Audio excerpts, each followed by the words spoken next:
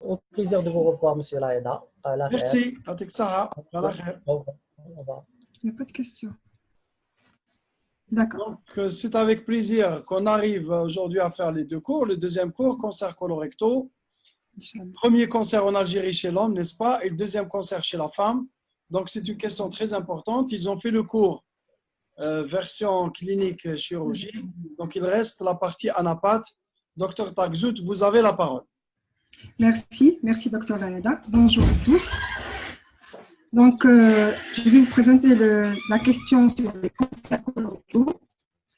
Donc, le cancer colorectal est une prolifération néoplasique maligne primitive ou secondaire du côlon ou du rectum. Donc, c'est la définition. Il est très fréquent chez l'homme. Il représente 15% de l'ensemble des cancers. Les pays développés sont les plus touchés. Les facteurs diététiques et les facteurs génétiques jouent un rôle important dans son étiologie. Il s'agit en très grande majorité de tumeurs épidémiales, notamment des adénocarcinomes, dans 94% des cas, adénocarcinomes, c'est-à-dire carcinomes qui prennent naissance à partir d'un épithélium colorectal. Les conjonctives et les tumeurs endocrines sont très rares.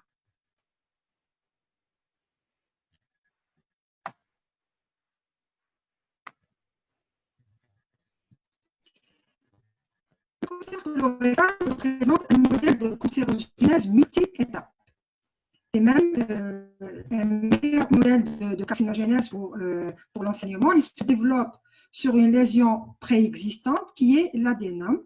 L'adénome est une tumeur qui est censée être une tumeur bénigne, mais c'est une tumeur évoluant plusieurs années, c'est-à-dire pendant plusieurs années, jusqu'à arriver à un stade où elle va se transformer. Donc, c'est une tumeur bénigne à potentiel malin. Elle peut se transformer en tumeur maligne. Donc, cette tumeur évoluant depuis plusieurs années, ce qui la rend accessible à une stratégie de prévention et de dépistage efficace. Donc, plusieurs années, cet adénome va exister plusieurs années avant de se transformer en cancer. La chirurgie est le traitement principal suivi d'une chimiothérapie adjuvante. Le développement récent des techniques de biologie moléculaire ont permis d'améliorer nos connaissances des mécanismes de la cancérogénèse colorectale et ont abouti à l'émergence de nouveaux marqueurs histopronostiques qui sont les CRAS et BRAF, qui sont prédictifs d'une thérapie ciblée par des anti-EGFR. C'est quoi ces anti-EGFR? Ce sont des inhibiteurs du récepteur pour le facteur de croissance épidermique, Epidermal Growth Factor, un récepteur inhibiteur. Si on arrive à avoir ces récepteurs, on va utiliser la thérapie ciblée qui va cibler ces récepteurs.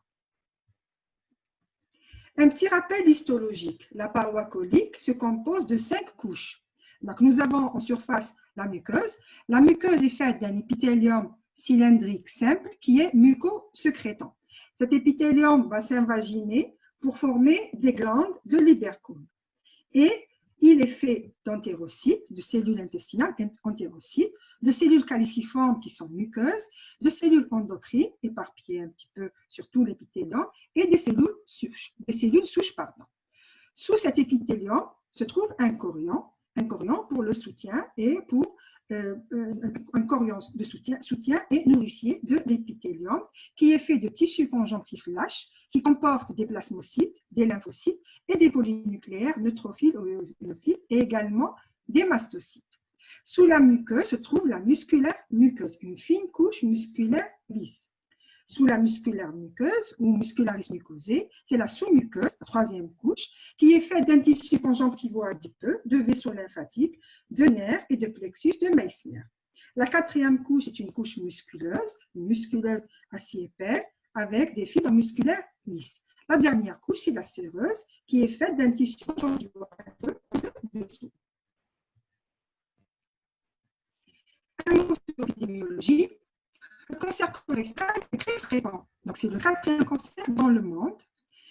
L'incidence est plus élevée en Amérique du Nord, en Europe occidentale, en Australie et en Nouvelle-Zélande. Elle est intermédiaire en Europe du Nord et en Europe de l'Est, et elle est faible en Amérique du Sud, en Asie et en Afrique. Il est rare avant 50 ans. L'âge moyen de diagnostic est de 69 ans chez l'homme et de 72 ans chez la femme. il existe une légère prédominance masculine avec un sexe ratio de 1,5. On va voir l'éthiopathogénie des cancers colorectaux. Que le cancer colorectal est un bon modèle de la cancérologie. Pardon, docteur Tagzout, le sang Oui, est oui. parasité. Le sang est... C'est bon. C'est mieux. C'est mieux, je peux continuer. Oui, oui, allez-y. D'accord. Donc, pour l'éthiopathogénie, on va commencer par les facteurs de risque. Il existe certains facteurs de risque pour ce cancer, notamment le régime alimentaire et le mode de vie. Et dans le régime alimentaire hypercalorique et hyperlipidique riche en lipides, avec consommation d'alcool et de tabac. Il y a aussi des maladies inflammatoires chroniques, les MICI. La fréquence de la corrélation de la rectocolitis hémorragique est 15 fois plus grande que dans la population normale. Dans la maladie de Crohn, l'incidence est élevée, mais moins que la rectocolite ulcéro-hémorragique. On a vu aussi que les adénomes sont des tumeurs qui vont se transformer en cancer. Donc, l'adénome est un facteur de risque pour le cancer colorectal.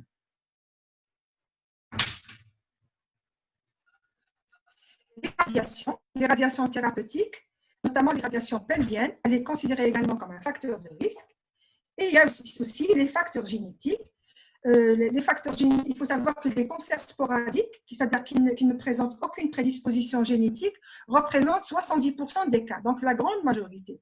Mais notamment, néanmoins, on estime que 10 à 20% des cancers colorectaux ont des composantes héréditaires.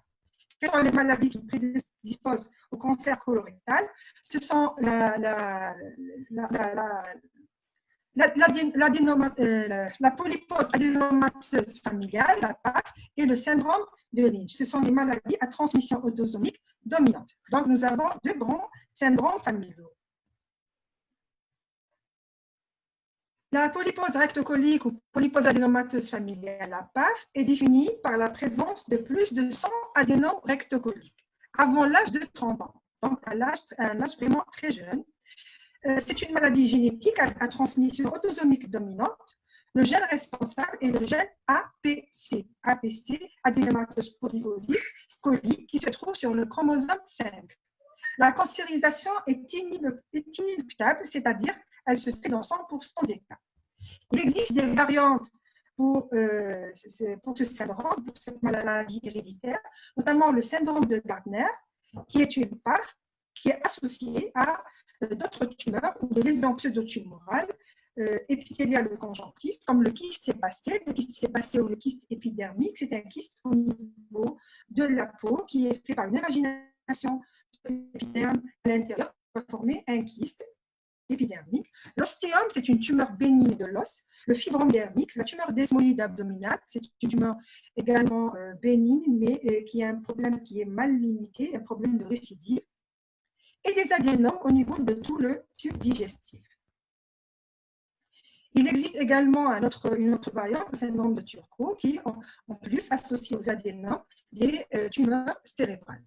Donc ça, c'est le premier syndrome qui a été détaillé tout à l'heure. Le deuxième syndrome, c'est le syndrome de Lynch ou syndrome HNPCC, qui est également à transmission autosomique dominante et qui est responsable de 4 à 5% des cancers colorectaux. Le gène responsable ici, c'est un gène qui fait partie des gènes réparateurs de l'ADN ou bien qui préserve le préservateur du génome. Donc, le gène altéré, c'est le gène HMLH1. Il existe d'autres facteurs de risque. Donc, il existe des sujets qui sont à risque augmenté, comme lorsqu'il existe des antécédents familiaux, des antécédents de cancer rectocolique, sans contexte héréditaire, mais là aussi, le risque il est multiplié par 2 à 4. Il y a aussi des sujets avec antécédents de cancer épidémiologiquement liés au cancer colorectal, comme le cancer de l'endomètre et le cancer du sein. Des facteurs de risque comme la pathogénie ou bien la carcinogénèse, comment se fait la carcinogénèse ou l'évolution à partir de glandes aberrantes ou de dysplasie ou d'adénome jusqu'au cancer. Donc, on croit que presque tous les cancers colorectaux se développent à partir de polypes adénomateux avec dysplasie.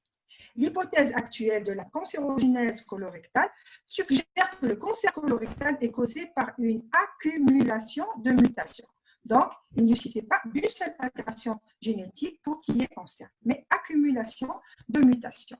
Bien que celle-ci survienne probablement dans un certain ordre, c'est leur accumulation qui paraît le facteur le plus important. Plus de 90% des cancers ils ont deux ou plusieurs altérations génétiques. Donc, il faut qu'il y ait au moins deux altérations génétiques. Quels sont les principaux gènes impliqués dans la cancérogénèse colorectale? Donc, on a vu le gène APC, déjà qui a été observé pour la polypose colique familiale. Il y a le gène P53, ces gènes sont des gènes suppresseurs de cancer ou suppresseurs de tumeurs. Ce sont des anti-oncogènes.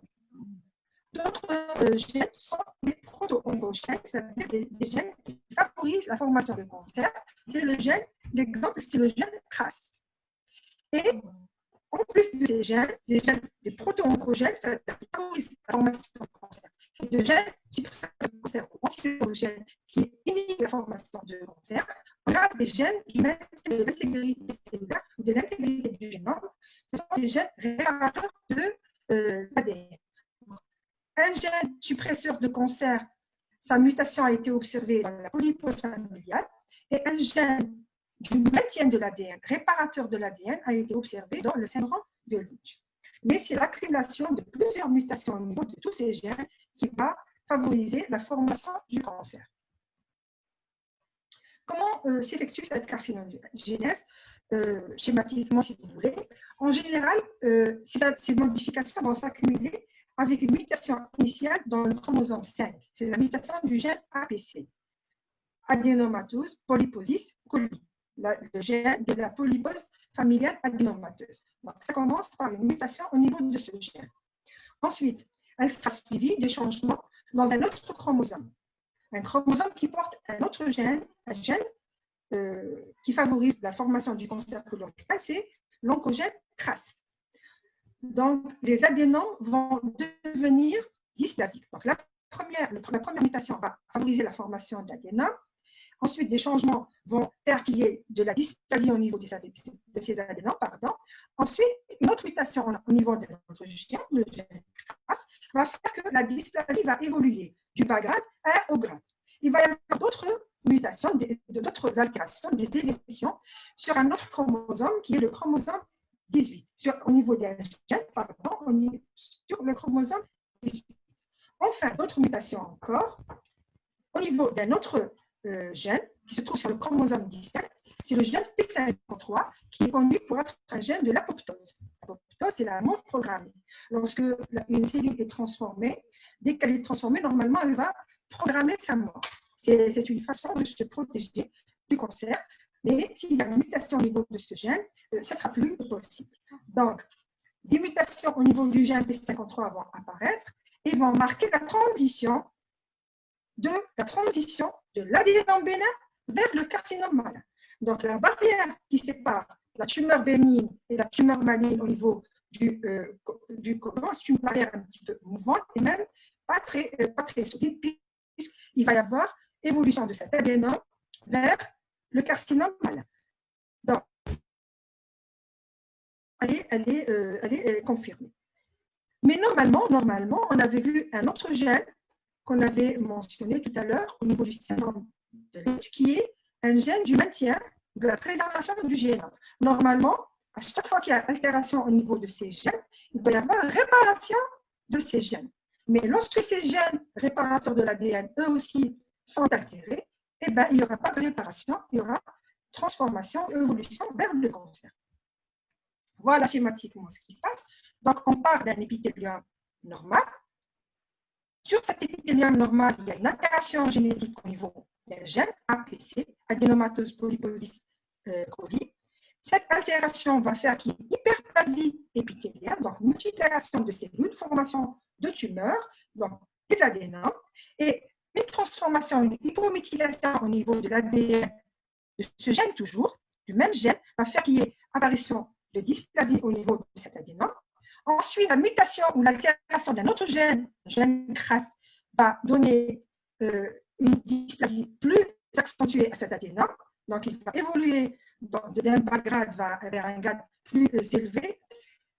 Et ensuite, un autre gène qui se trouve sur un chromosome 18, DCC, va être altéré pour donner un adénome avec une dysplasie de haut grade.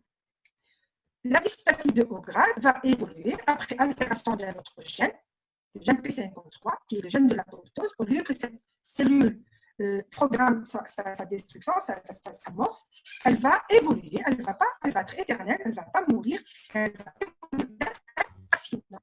Normalement, toutes ces altérations devraient être réparées par, je ne sais pas si vous voyez, le curseur.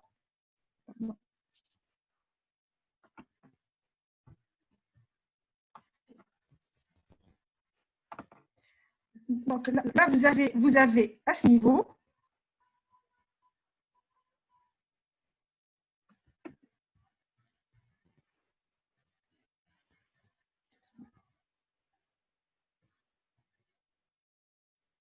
bon, je n'arrive pas à mettre un pointeur. Vous avez le curseur ici, vous avez des gènes qui sont des gènes réparateurs de l'ADN. Ils devraient intervenir au niveau de toutes les altérations. Et bien, si ces gènes aussi sont altérés, ils n'interviennent pas, ils laissent les altérations évoluer d'une altération à l'autre, on va arriver à un cancer. Ensuite, il va y avoir d'autres gènes qui vont être altérés. Le cancer va passer d'un stade in situ à un invasif. Ensuite de l'invasif, il va donner des métastases et c'est l'accumulation des gènes qui va faire l'évolution de ce cancer. L'étude anatomopathologique. Donc, on va voir les aspects macroscopiques, comment on se présente macroscopiquement le cancer colorectal. Le cancer colorectal peut se présenter sous forme d'ulcère infiltrant. Donc, on va voir une ulcération et une infiltration de tumeur, ou bien une OVG. Vous allez voir un nodule ou un bourgeon végétal, mais qui est poussé, qui présente un cratère comme à ce niveau. Voilà, je ne sais pas si vous voyez le curseur. Là, vous avez une tumeur, un bourgeon avec un cratère. Là, vous avez une tumeur sténosante qui obstrue carrément la lumière du côlon. Là aussi, vous avez un aspect ulcéro-bourgeonnant. Vous voyez ici la tumeur. Là, c'est la muqueuse normale, la muqueuse colique. Là, vous avez le côlon, la paroi, la graisse autour de la paroi colique. Là, je vois un polype qui est sûrement un polype adénomateux. Donc, vous avez un petit polype ici. Et si vous avez un cancer, une prolifération maligne, une formation tumorale maligne, avec un bourgeon qui est creusé d'un cratère, un bourgeon ulcéré. C'est la forme ulcéro-bourgeonnante. Après l'aspect macroscopique, on va voir l'aspect microscopique. On va d'abord classer ce cancer colorectal histologiquement. On utilise toujours la classification OMS. Donc, la dernière utilisée, c'est la classification OMS de 2010, qui va nous séparer les carcinomes et les non-carcinomes, c'est-à-dire les tumeurs malignes qui ne sont pas épithéliales. Mais vous devez retenir que les tumeurs malignes colorectales sont surtout des tumeurs épithéliales, donc c'est surtout des carcinomes.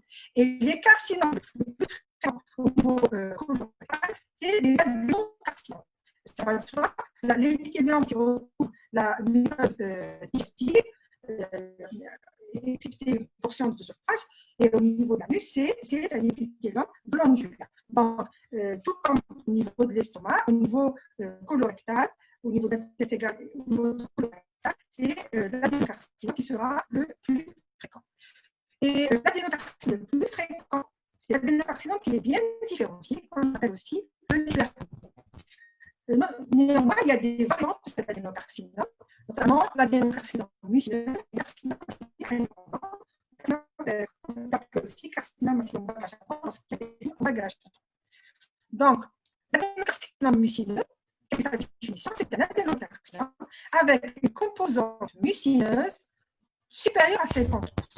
Vous avez une prolifération d'adénocarcinome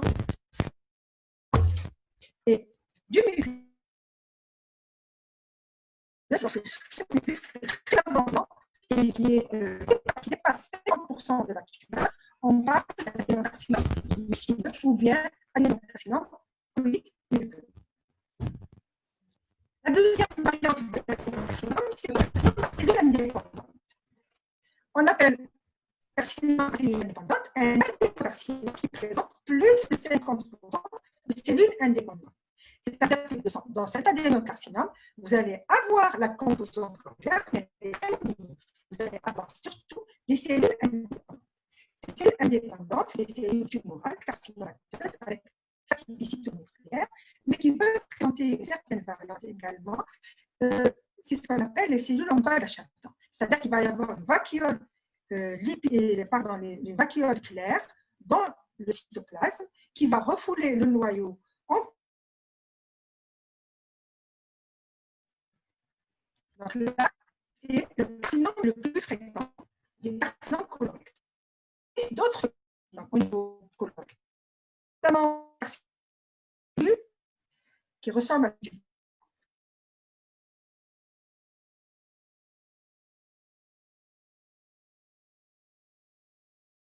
On peut les voir. Dans la grande majorité des cas, c'est des adénocarcinomes, mais on peut observer des carcinomes à petites cellules, des carcinomes épidermoïdes, carcinomes adénosquameux. C'est quoi un carcinome adénosquameux? C'est un carcinome qui a un carcinome épidermoïde et un adénocarcinome. L'adénocarcinome, je vous l'ai dit, c'est un carcinome qui se développe à partir des glandes, de l'épithélium glandulaire, on va avoir formation de glandes et de mucus.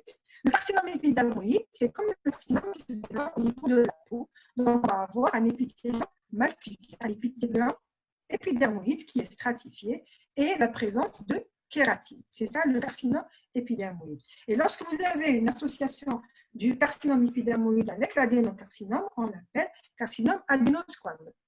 Il peut y avoir aussi un carcinome médulaire, c'est un carcinome qui est très peu différencié. Ce carcinome médulaire, il est observé dans certains organes, il est très peu différencié, avec un stroma inflammatoire riche en lymphocytes.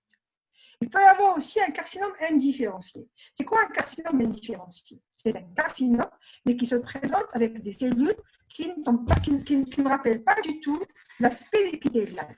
Donc, le carcinome, qui est un cancer qui se développe à partir des cellules épithéliales, on est censé retrouver des cellules épithéliales assez tuboïdes, qui sont à limite assez nettes, avec une cohésion entre les cellules.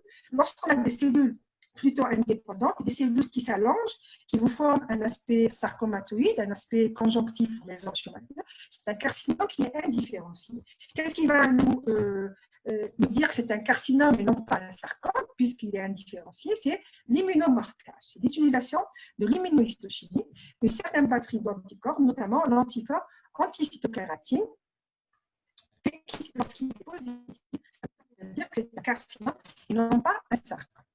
Et puisqu'il y a des cellules endocrines au niveau du tube digestif et au niveau de beaucoup d'appareils, de beaucoup d'organes, vous savez, le système endocrinien diffus. Donc, il peut y avoir également un carcinome non endocrine au niveau du côlon et du rectum. Là aussi, parfois, le diagnostic est difficile à faire. Donc, on a un recours à l'immunohistochimie, notamment à certains anticorps dirigés contre certains antigènes, le CD56, la chromogramine et la synaptophysie. Donc là, ce sont les carcinomes. Les carcinomes sont les plus fréquents. Il n'y a pas de carcinomes dans le côlon ou le rectum. Il peut y avoir des tumeurs autres que les tumeurs épithéliales, les tumeurs mésenchymateuses ou autres. Donc, les tumeurs non épithéliales, les cancers non épithéliaux. D'abord, vous avez la tumeur stromale gastro-intestinale, GIST, qui est rare, bon, qui est moins fréquente au niveau gastrique. C'est une tumeur maligne qui prend naissance à partir de cellules ganglionnaires des plexus de Meissner, qu'on appelle aussi cellules de Kagel. Donc, c'est une tumeur assez fréquente quand même si elle est rare au niveau du côlon et du rectum. Le leiomyosarcome, c'est un sarcome, c'est une tumeur conjonctive et non pas épithéliale qui prend naissance à partir du muscle lisse. L'angiosarcome, c'est un cancer qui prend naissance à partir des os. Le mélanome, il est très rare. Il prend naissance à partir des myélocites. Normalement, on est censé le retrouver au niveau de la peau, au niveau de l'anus. Ça vient des cellules mélanocytaire. Mais on peut le retrouver rarement, vraiment rarement, au niveau du rectum, par exemple. Les lymphomes malins. On peut retrouver également des lymphomes, même s'ils sont rares. Ce sont des tumeurs malignes qui prennent naissance à partir de cellules lymphoïdes. Comme le système neuroendocrin diffus, le tissu lymphoïde il est éparpillé le long de tout le tube digestif. Donc, au niveau des cellules de tissu lymphoïde, au niveau du côlon et du rectum, on peut avoir une formation de lymphomes malins. Et enfin, dans ce qu'on a vu jusqu'à présent, ce sont les cancers primitifs. Il va y avoir, même si elles sont rares, des métastases au niveau colorectal. Donc, des cancers secondaires au niveau du côlon et du rectum. On va détailler juste les tumeurs épithéliales qui sont dans la grande majorité des cas d'adénocarcinome. Ce n'est pas l'adénocarcinome, on a dit que c'est une tumeur épithéliale maligne qui se développe au dépend de l'épithélium cylindrique de l'os. C'est le cancer le plus fréquent au niveau du côlon ou du rectum. On avait dit aussi qu'il présentait des variantes. Donc, la plus fréquente, c'est l'adénocarcinome différencié ou l'adénocarcinome de l'hypertonique. C'est le plus fréquent des adénocarcinomes colorectaux. Il est d'architecture glanduliforme. C'est-à-dire qu'il va présenter, qu'il va reproduire des glandes.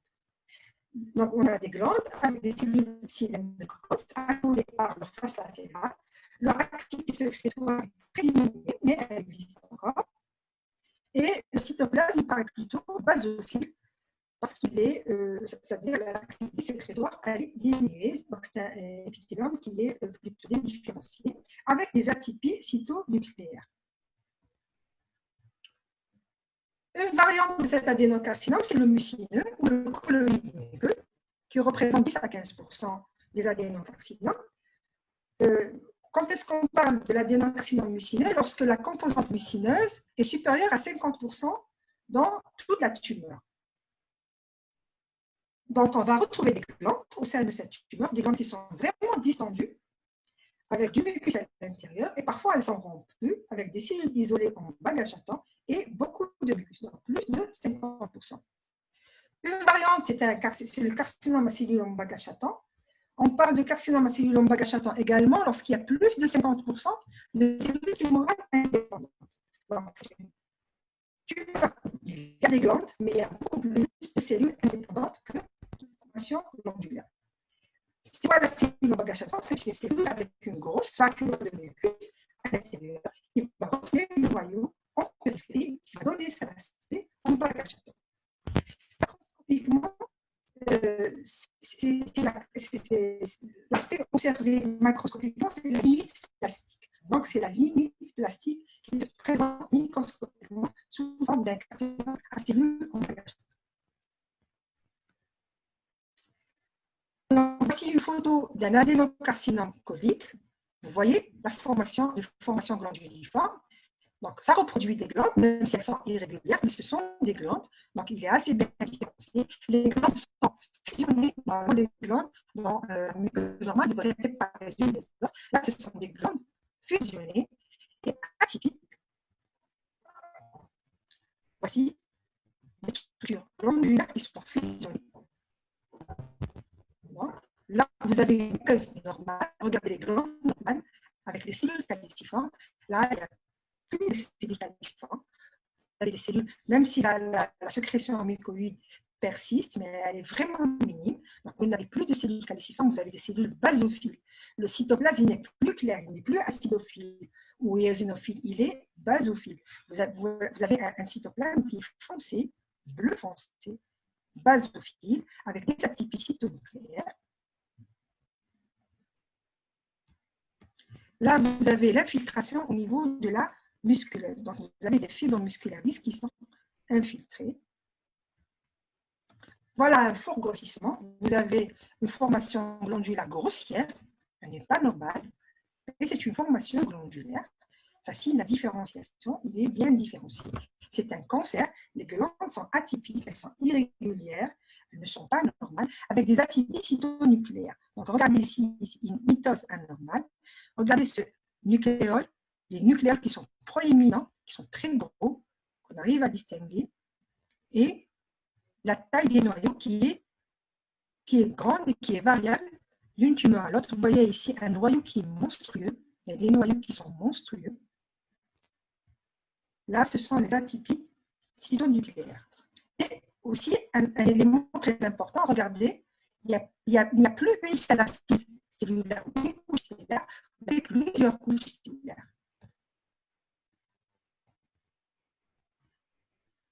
Là, c'est la variante mucineuse, le carcinome mucineux, ou le colloïde muqueux. Vous avez tout ce que vous voyez ici en bleu clair, c'est du mucus. Donc, vous voyez bien que la composante mucineuse, elle représente plus de 50% de la tumeur. Vous avez ici la composante glandulaire, la tumeur. Donc, vous avez la composante mucineuse, elle est plus abondante que le tissu tumoral, le tissu épithélial tumoral. Donc, vous avez ici la tumeur avec l'aspect glandulaire et là, vous avez le mucus.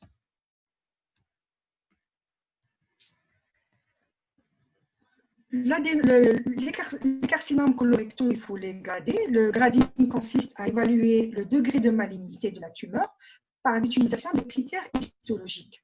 Donc, il exprime la différenciation de la tumeur. Donc, plus la tumeur est différenciée, de grade 1. Donc, les critères histologiques, c'est d'abord la formation de glandes. Plus on a de glandes dans la tumeur, plus elle est différenciée. Plus on a de cellules dépendantes, moins elle est différenciée.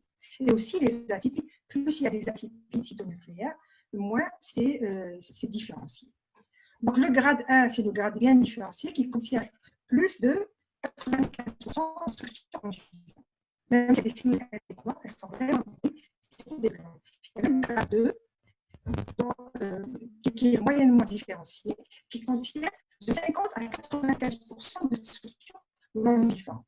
Le grade 3 qui est peu différencié et qui contient de 5 à 50% de structures non différentes. Et lorsqu'on a moins de 5% de structures non différentes, on parle d'un carcinome qui est indifférencié. C'est-à-dire même pas 5% de structures non différentes. On dit biologie, comme elles ne sont pas normales, elles ne sont pas régulières comme dans la queue normale. Parce que ce sont des structures plus longues du temps. Après le grading et le type histologique, on doit classer par la classification TNM, qui est très importante pour stader la tumeur, pour voir le niveau d'invasion de la tumeur. Donc, on a 3 lettres dans la classification TNM. T pour l'invasion de la tumeur dans la paroi, N pour l'infiltration des ganglions et M pour les métastases à distance au niveau d'autres organes. Donc, on commence par la tumeur primitive au niveau de l'organe, donc le T. On a le TIS, le stade, si vous voulez, le TIS, c'est le carcinome in situ, le carcinome intramuqueux, c'est-à-dire qu'il infiltre le corps. Soit c'est in situ ou intramuqueux, c'est toujours le stade TIS. Donc, il n'y a pas d'extension vers la musculaire muqueuse. Le T1, la tumeur va infiltrer la sous-muqueuse, mais sans la dépasser. T2, la tumeur va infiltrer la musculeuse, mais sans la dépasser. T3, la tumeur va infiltrer la sous-séreuse ou le tissu péricolique, sans atteindre le revêtement mésothélial. Donc, le revêtement péritonéal n'est pas touché dans le T3. Le T4, c'est la tumeur qui infiltre le péritoine viscéral.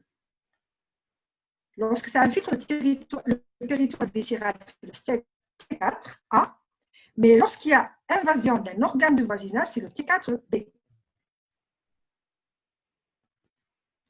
Voici schématique. Donc, vous voyez là, je n'arrive pas à voir le...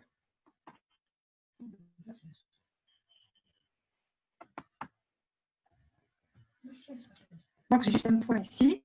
Donc, le TIS, il est là, au niveau de la muqueuse. Soit c'est au niveau de l'épithélium seulement, soit au niveau du chorion, mais il n'a pas encore franchi la musculaire muqueuse. Il est là.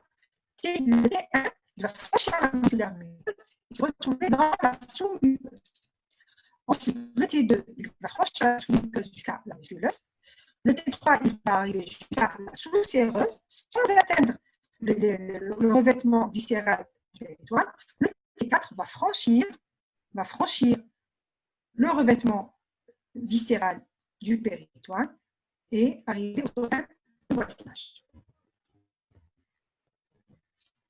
Donc, on a dit CNL, on a parlé des corps primitifs, on va voir maintenant l'infiltration des ganglions régionaux. Donc, c'est la lettre N. N0, c'est l'absence de métastase ganglionnaire. Il n'y a pas de ganglion infiltré. N1A, c'est un ganglion lymphatique régional métastatique. N1B, c'est 2 à 3 ganglions lympphatiques régionaux lymphatiques. N2A, pardon. N2A, oui, 4 à 6 ganglions lymphatiques régionaux métastatiques. Là, il y a une petite erreur. Il faut rectifier à ce niveau. C'est le N de B. Là, c'est N de B. On a plus de 7 ganglions lymphatiques régionaux métastatiques. Les métastases, il faudrait rectifier à ce niveau. Hein. Donc, la 5e ligne, après le N de A, vous avez le N de B. N de B, quand il y a plus de 7 ganglions lymphatiques. Les métastases, M0, il n'y a pas de métastase à la distance. M1A, métastase dans un organe aussi, que ce soit le foie, le poumon, l'ovaire, les ganglions non régionaux.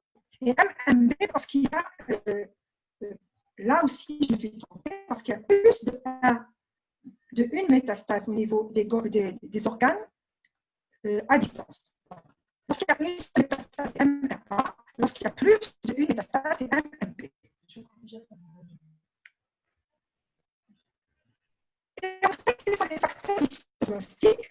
Donc, à l'étude histologique, il y a l'incident d'un cancer colorectal. Quels sont les facteurs histologiques? D'abord, le niveau d'invasion par état de la tumeur.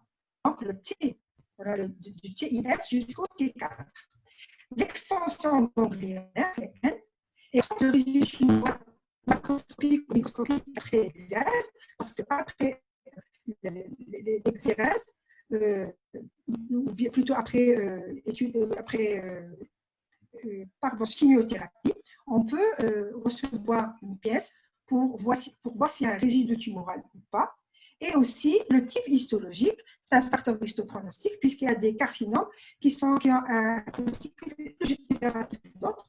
Ce sont le carcinome indifférencié, le carcinome indépendante et le carcinome à petite cellule, qui sont de mauvais pronostics. Donc, je crois que nous sommes arrivés à la fin. Donc, si vous avez des questions.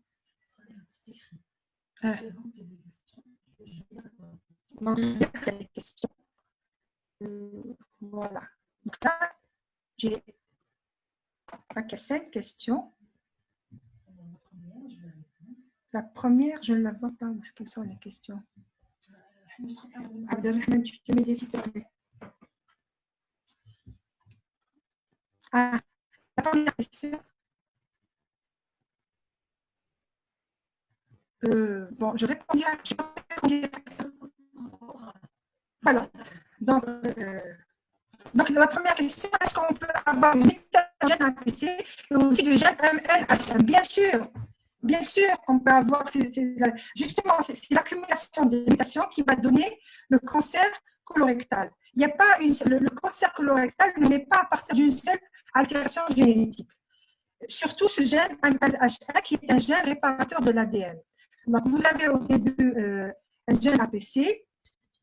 Ensuite, si elle n'est pas réparée, il y a d'autres gènes qui sont altérés parce que l'évolution se fait sur une longue durée. Donc il y a sûrement d'autres altérations génétiques. Et si ce gène-là, il est altéré, ce gène-là ou d'autres gènes réparateurs de l'ADN, les altérations ne vont pas être réparées. Donc, il va y avoir évolution vers un cancer. La deuxième réponse,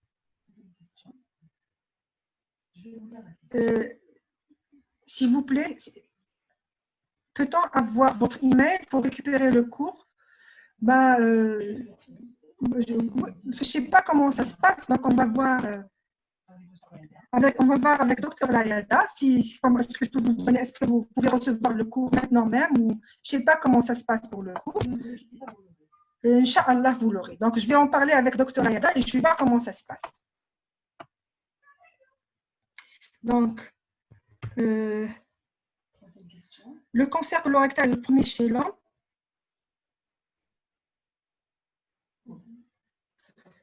Au premier chez l'homme ou bien le troisième après le cancer du poumon et du prostate, ça dépend des pays. Donc, je ne sais pas, ça peut être le premier c'est le poumon, le deuxième c'est la prostate et ensuite le côlon.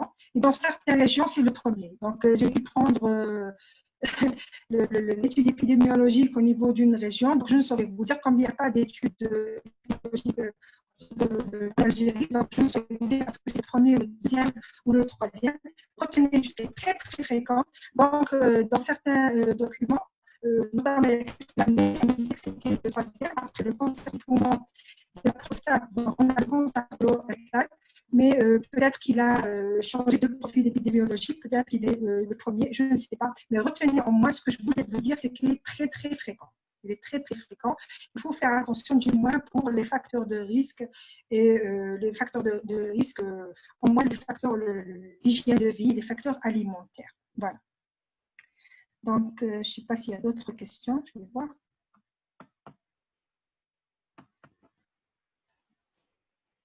Donc, merci à vous pour ceux qui m'ont remercié et pour tous ceux qui m'ont écouté. Merci beaucoup. Donc, j'espère que vous avez entendu je sais pas, vous avez peut-être entendu mes réponses et voilà, je vous remercie. Je ne sais pas si on doit arrêter. Donc, docteur Layada, je ne sais pas si on doit arrêter ou on doit. Il n'y a pas de réponse. C'est bon, j'ai fini. Docteur Layada, j'ai fini. Je ne sais pas si vous m'entendez. Au revoir les élèves. Au revoir tout le monde. Je ne sais pas comment. Au revoir, tu sais, il y a du tout. Ah, il y a plein de choses comme ça, non? Non, je ne suis pas une docteur Layada. Je ne sais pas pourquoi. Non, je ne suis pas petite, Valérie. Pourquoi je fais dans les cheveux comme ça?